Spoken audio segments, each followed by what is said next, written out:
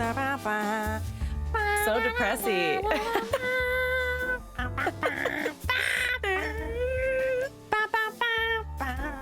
So, yeah, we're struggling here, guys. Oh, yeah, the episode started. We're starting. Yeah. Did you record? Hello. I did. Were you recording the whole time?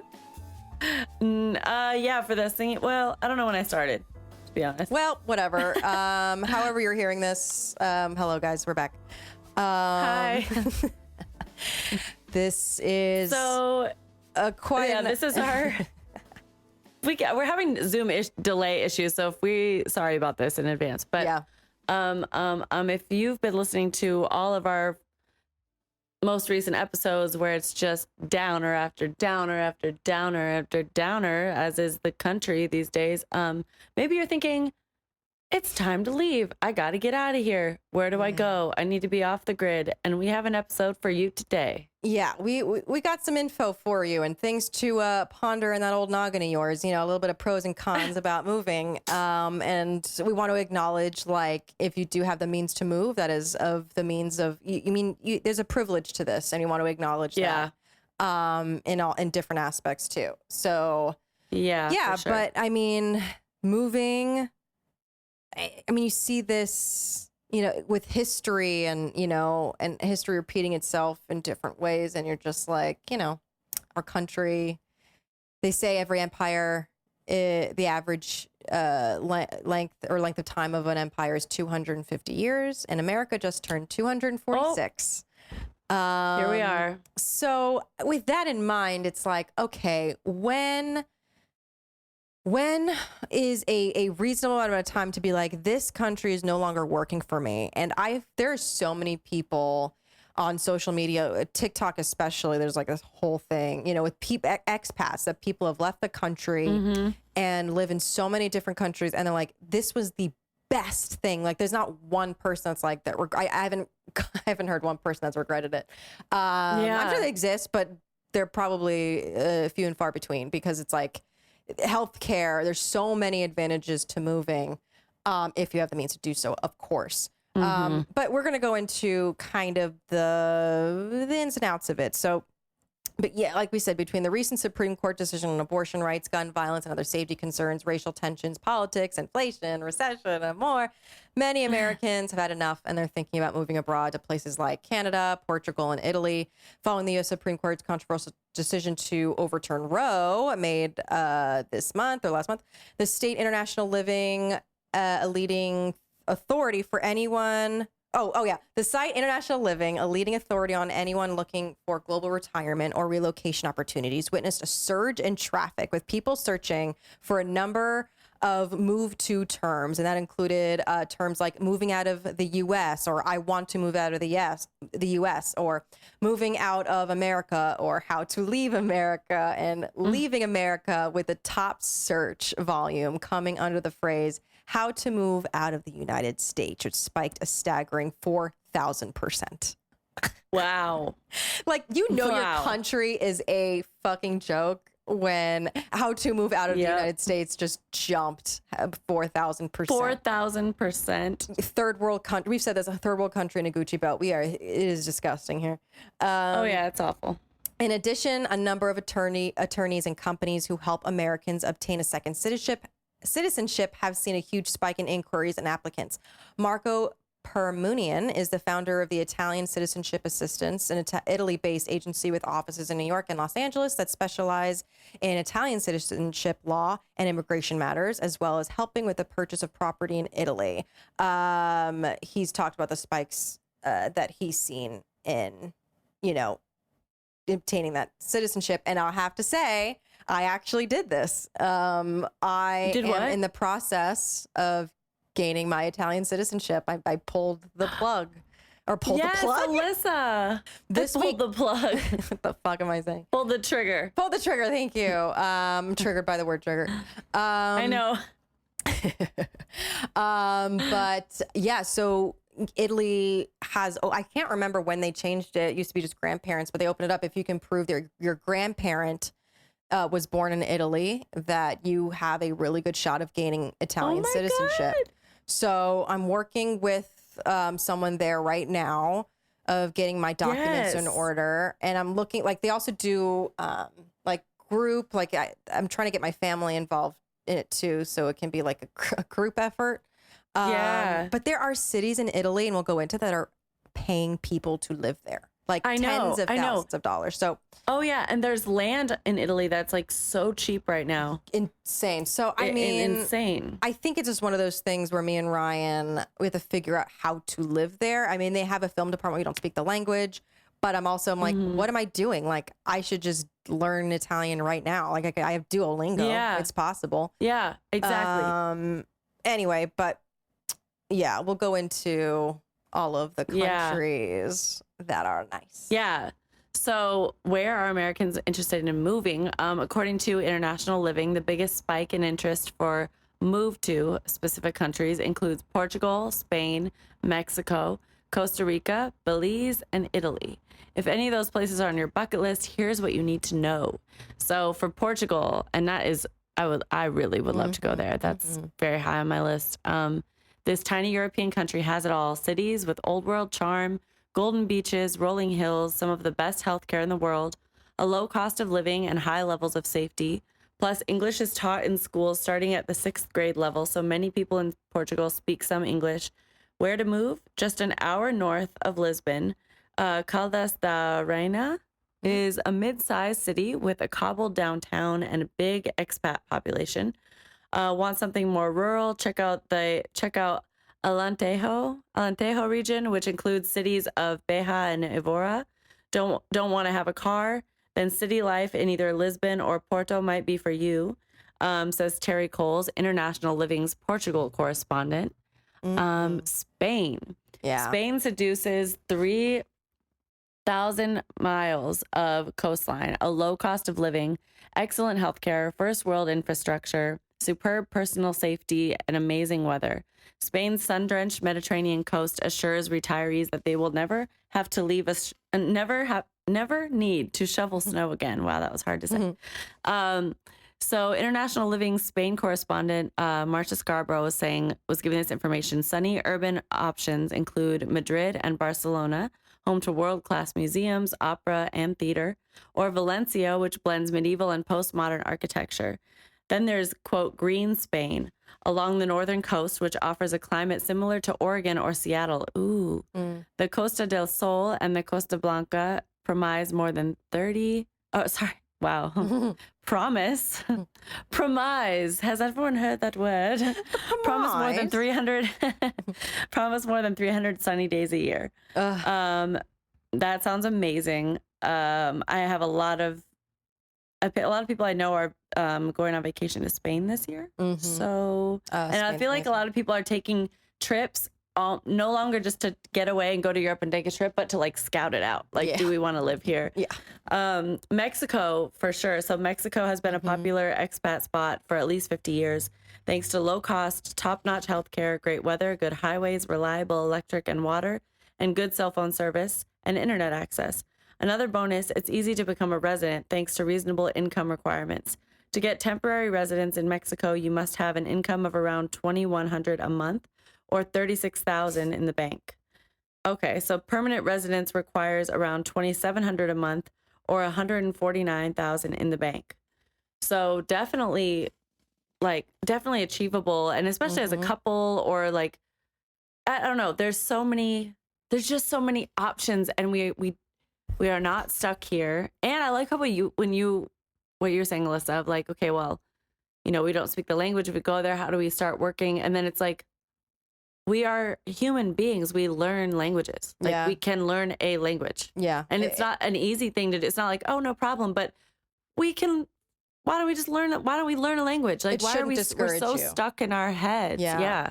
Yeah, 100%. In our boxes, I mean. And if you're a person of color, a Black audience, if you're listening, a lot of Black expats move to Mexico and feel completely safe there. It's like one of the also things to keep in mind. It's like there's some countries that are better for white people than others, of course. Yeah, But I've heard consistently that Mexico is just so welcoming. Wow. Yep. Another really good place is Costa Rica, where the national motto is Pura Vida, which is pure life. The appeal tropical climate, low cost of living, friendly locals, affordable medical care, vast real estate options, and of course, its natural beauty. Costa Rica is safe and stable with a progressive government, which is extremely important. LGBTQ same-sex marriage is legal and women's rights are mandated, says Kathleen Evans, who's the International Living's Costa Rica correspondent.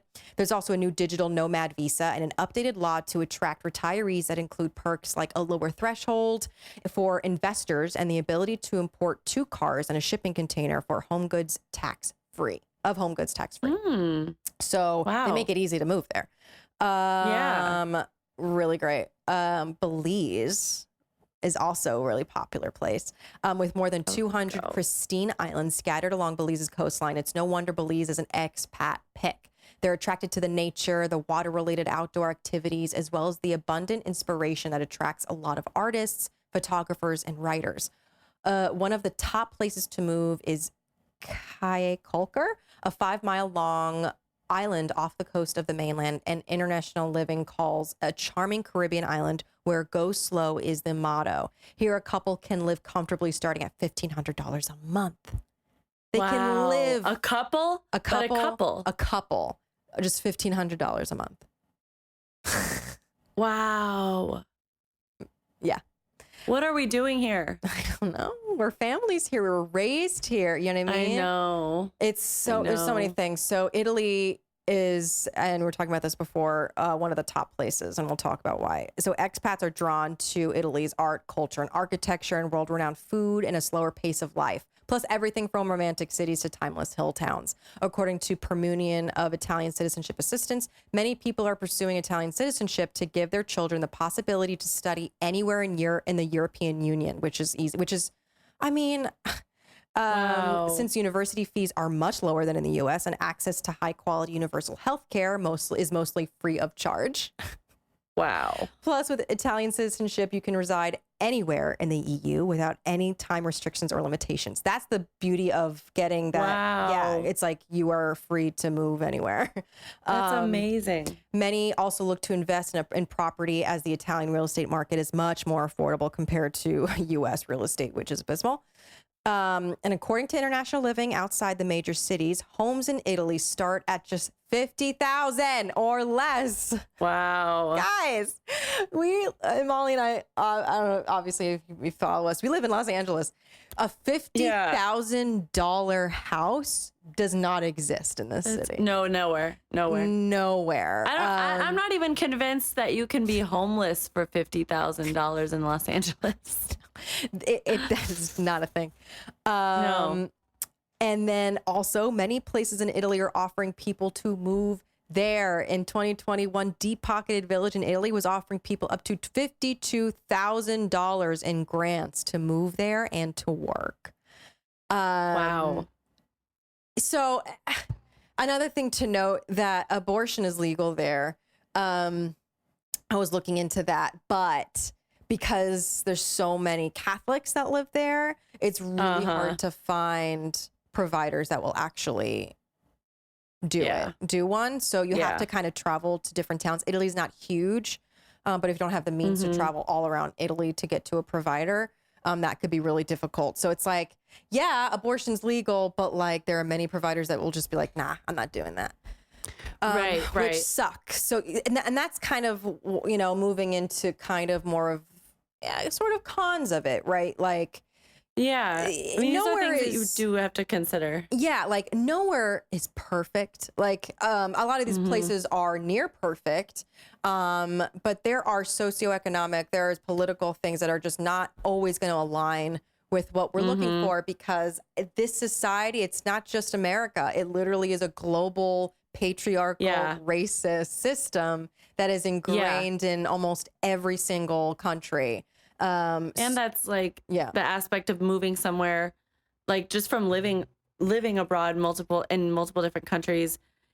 You, aside from wanting to get out of this hellhole that it's turned into here, there is, just be aware that is a big adjustment. And even if you're happy to get out of your country, like you said, Alyssa, our families are here, we're raised here, we have common memories and experiences from almost anyone we see on the street. Like, in a broad statement of like, you remember when everyone at school had gigapets and nanos when we were little, or do you remember when those things are like, they're small, but when you live abroad, it can feel very isolating, and it's like just preparing yourself for those big changes, and you get through it, but you do feel like, oh my gosh, none of these people know, like remember when we had to do this in third grade, when everybody, when we were taught this, or you remember this TV show, or like, oh my gosh, that song, when that song came out. Yeah, it is isolating. And so it's like a beautiful thing to do. And I think there's a danger of people being like, we're so sick of it here, and we just want to go. Going is a good thing. I think that going with this in mind is a good thing, because realize it's a big shift. You can be pissed at your country and ready to leave and hate your country, and that might be the right move. And I think it is for a lot of us, but it's also like, you do have to emotionally and mentally prepare yourself for like, okay, it's going to be an adjustment, and it's not like this honeymoon period necessary, or maybe that honeymoon period is short of like, wow, it's so pretty here. And then you really sink in and you're like, I'm learning the language. Or if there's no language barrier, it's even when I lived in Australia, it was like cultural references. I was just like, I don't know any of these. Like anybody what's the talking shrimp about and what's the Barbie? yeah, what is what? But like you do that. That is a whole other aspect of it. So I think this episode is good to encourage people to just like those things that we pointed out, the cost of living, and what, depending on if you're a person of color or white or whatever, that's important to look into that. It's important to, like you said, abortion, stance on abortion, health care, education. If there's a dominating religion that might affect being it, like you just mentioned about Italy, just doing your research, because there's a lot of incredible places. And I think that living abroad is one of the most beautiful experiences anyone could ever have. And it's a big thing. So hopefully this helps. And also just continue to do your own research, and then think about the little thing. You'll think of the initial things you want to know, but then try to go about your day here and try to notice the things you take for granted. And like, oh, I wonder if in Italy they like, give yourself time to think about those questions and research it, because there's a lot of changes. You have to do your research 100%. Yeah, because so moving out of the country may sound easy, but obviously depending on what country you move to and what you do for a living, the actual moving can be extremely expensive also. That's what we're saying. We know this is like an accessibility situation, and I couldn't right now just be like, I'm going to go and move somewhere. Like this takes planning, it takes resources. Do you know the language of where you'll be moving, all the politics? Is it truly worth it? Yeah. There is right now, we are all feeling like the grass is greener, and I think the grass is quite a bit greener other places, but that's also a syndrome. Like, we got to stay real. Like, do we really know what it's like there? Yeah. And it's also like, I don't know. And I was talking about this with a cousin of mine whose husband, I was talking to the husband who's from the UK, and they're like, I don't know. And like and they're having a baby. It's like, we were talking about moving, and I was just like, oh, I'm going to go to the UK. And he was just like, to be honest, the UK is like not far behind the US. Like, it's so corrupt. Like there's also like conservatives there. And the Brexit and everything. And it made me think too, it's like fighting here might prove to be more beneficial, because we think about it, if there is a mass exodus of America, who will be left here to fight? You know what I mean? Like, there is something to having your physical body here, to fight for the people that can't move. You know what I mean? If you're able-bodied and you have privilege, like there are people that are disabled that don't have the means to just up and move whenever they want, because that involves, like, especially a disabled person, that involves a lot of factors, you know what I mean, that able-bodied people don't have to think about. General working class people and people with dependents and it's a big ask, and obviously it's like we're asking them to move, you know what I mean, but like, who will be left here if this country, if all the left-leaning people leave America? I am fucking terrified for the state of the world if America is just overrun by conservatives. There's that thing of like, the reason, and we've mentioned this a lot on our episodes where we are getting political about the state of the world, because it's like, to call someone unpatriotic, patriotism has been commandeered by the right. So it's like, I would never, I would, there's a lot of things I'd do before I would say out loud to a bunch of people, I'm very patriotic, because that means a certain thing in this country. But to me personally, what that means is loving, like we've discussed, like my people and the people that live here, and the good things about, like, when I've gone and lived abroad, nothing will make you feel more patriotic for your country. I really don't like using that word, but you know what I mean. Than living abroad. Even if I see the beauty in this country, there's been so many times where I've been like, I'm loving where I am and where I'm living overseas, and then I'm just like, something happens and I'm like, wow, I really am lucky. I really am lucky that I get to do this, or I was raised with this, or I don't have to think about this. Yeah. We do have our problems here, and they're massive. They're extremely massive, and I am tempted to want to leave. So that said, living abroad will really, really, really give you perspective on your own country, and we are, and the problems, you know what I mean? Like the good and the bad. The good and the bad. Yeah. The good and the bad. It's like, I easily can get cynical and already have all the bad in my mind. Like, ugh, let me just get out of here and get out. And then when I've been living other places that I even love, is when I get more appreciation for my country, because it's hard to have when you're here and you're in the midst of all this bullshit. Yeah, 100%. I mean, I don't know where the answer lies. And that's the thing too. It's like, I hate when conservative Republicans are just like, if you don't like this country, just fucking leave. Well, we would like to. First of all, we just are not. Obviously, we're in a recession. Like, hello, like we're all poor. Right. But like the pay gap, or the wealth gap is insane in this country. Like, obviously we can't afford to, but if we want to. But it's also, there's so much to think about, to unpack in that statement. You know what I mean? You're acting like just us pointing out the flaws in our country means we have to get out.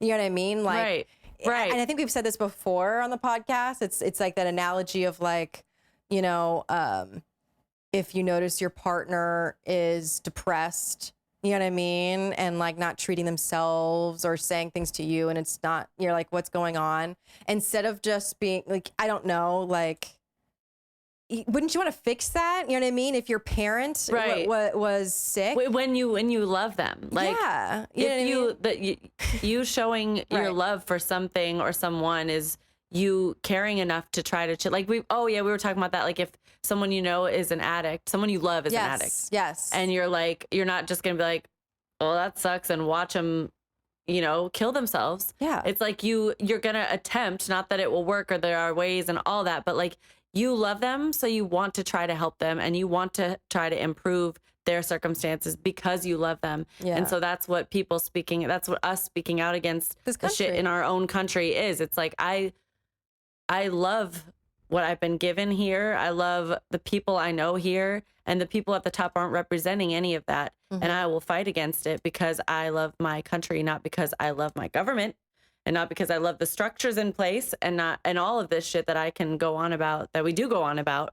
But you're right. Like, when you love something, you care enough to try to fix it. Yeah. And it really is telling, the people that say that, you know what I mean? The people that are like, if you don't like it, then you better leave. It really tells me that you're an enabler to the abuse that probably happens in your life. You're an enabler to people that possibly are addicts, you know what I mean? Or doing bad things to people or themselves, that you are an enabler, and you just turn a blind eye to things because you can't be bothered, and because you can't say anything. Because when you love something, you just, you zip it up and you just you say, yes, please, may I have some more, instead of having the balls to actually do something about it, to speak on something, to actually notice the disease, instead of just, brushing the symptoms under the rug, if that makes any sense. Yeah. Because to me, that's not love. Like you just said, it's enabling. It's a yes man. Like, you're a bitch. It's like all these like celebrities that have a team of people around them that are just yes men, that are like, oh yeah, you look so good. No, that was great. You did a great job. You did a great. At the end of the day, you don't really have anyone around you giving you real honesty of like, yeah, you could have, that show wasn't so great. Like, I think you need to work on, and at the end of the day, how does anyone grow and evolve and get better. And real love is that honesty in terms of like even in our relationships, like being real is real love.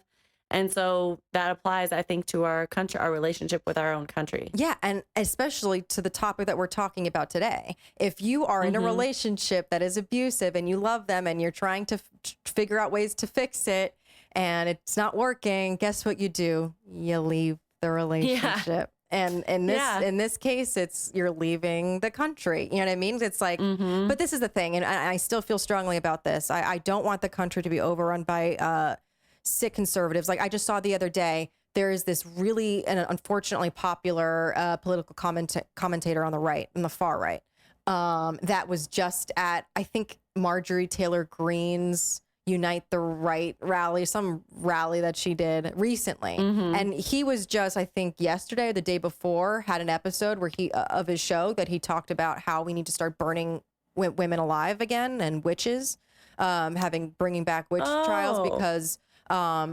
society collapsed because we stopped doing that because women are doing. That's what happened. Yeah, that's why society is so fucked up is because we stopped burning women. Like literally, this is a respected commentator that was literally just hosting a rally for a U.S. Congresswoman. He was talking about how Handmaid's that he wants Handmaid's Tale to become a reality. Like this is and like we can't just being like that'll never happen because we've been saying it so many years. Like, oh, this one, you know what I mean? Like look at our country, like with all these mass shootings, with Roe being overturned, we're losing our rights, we're losing our minds. You know what I mean? Like it can obviously get worse than this. Yeah. So. Oh yeah. Way worse. Yeah. History will always repeat itself, and if we're like an enabler. I guess you can, I don't know, because ignorant is bliss. Maybe you're happier in your way, but good for you. But unless, I don't know, I just feel like they're going to come for you for something. Like it's gonna bite you. So I don't know. I feel like with this, I'll end with this. If you do want to move, if you have the means to do so, please keep, because there's a lot of talk about like people renouncing their U.S. citizenship. And I get it. It's like, fuck this country, but it's also like, you need to still have the ability to vote. I think that is our only power there, you know, is getting the absentee ballots and still voting from overseas. And locally, because there are so many, and we talk about the midterms when it gets closer, but there's so many counties and cities that are trying to make it harder for people to absentee vote. They're trying to gerrymander. They're trying to all these fucking things to keep people from voting because that's what helps red counties and cities when less people vote, obviously. So because the majority of this country is progressive and liberal, unfortunately for them. So that's what's important. It's like, if you're going to do this and you have the means to do that, you can't forget about the people that are still in this country that don't have the means to leave. And it's not even just that, it's the fucking global impact of an America of just conservatives. That is horrifying. Like I was just talking about popular commentator that wants to burn women alive. And he's like, I mean, not willy-nilly. This would just be a punish for a crime. You know, it would be just, you know, they committed a crime. But like, what is in his mind, and the people that are like-minded of him, like they would think a crime is, you know, cheating on your husband or getting an abortion. What about the men committing crimes? No, they're not the problem. It's the women. We stopped burning women at the stake. That's the problem because we're so scary. That was the problem. That was the confusion. We're so scared. And it's just like, I'd be careful if I was him because there'd be witches hexing the shit out of him. Seconds. Exactly. Like that guy probably has a micro penis and for sure, cancer in his future. Yeah. I don't want to wish that on people. I'm knocking, but I'm just saying, like, bitch. Alyssa, are you a witch? I mean, I'm not gonna incriminate myself, I guess, if this, you know. I'm not. I'll say that. I have, my family did a lot of brujeria in Puerto Rico. It's in my blood. Listen, That shit is real. Don't fuck Don't with try me. us, Don't fuck with me. sir. Or don't fuck with women, I guess, because we really created this Yeah. fucked up country.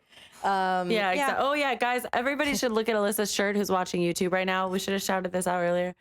It's a beautiful shirt. Abortion is healthcare with a goddess of a woman laying. Where did you get this? Etsy. I'm Ooh, trying I to love find it. shops that are donating portions of their proceeds to abortion funds. So I'm trying. I have another really fun shirt. I can't wait to wear on our next pod. Maybe you should we should link it. We should do a story. Yeah, I don't think your this shirt one and did. like I just really liked it. But there's another shirt that I'll wear, and they actually are donating. Yeah, we should do a little thing, link people so they can help too. Yep. But shout out to Laura Begley Bloom for Forbes. We're gonna link the article, but she did the great research about all those countries that you can go to. So we'll be linking that in our show notes. Yes, and charities and nonprofits that we are now and always promoting: Planned Parenthood, National Network of Abortion Funds, extremely important, and Black Lives Matter. So we are small individually, but we just all have to keep chipping away. Yes. And follow us on Instagram and Twitter at the SOS Pod. Subscribe, rate, and review us. The reviews and the ratings, it just takes like a millisecond to click the star rating, and it really helps. The second someone tries to search on Apple Podcasts, and boom, we're in your face, and then you listen. Hell yeah. We're also on Patreon. So for $3 a month, $7 a month, or $11 a month, you can be a member. You can help support us and have early access to things, bonus content, merch, and more. So subscribe. Hell yeah. And I'm Molly Cottrell. I'm Alyssa Rosano. Here's to turning meltdowns into more meltdowns. We don't know about the magic. A little bit of magic, a little bit of brujeria, a little bit of witchcraft. Brujeria. Yeah.